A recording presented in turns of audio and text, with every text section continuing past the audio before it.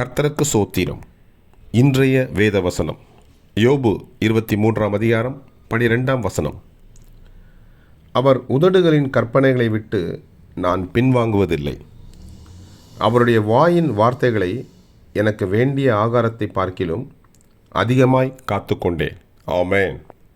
யோபு 23ஆம் அதிகாரம் 12ஆம் வசனம்.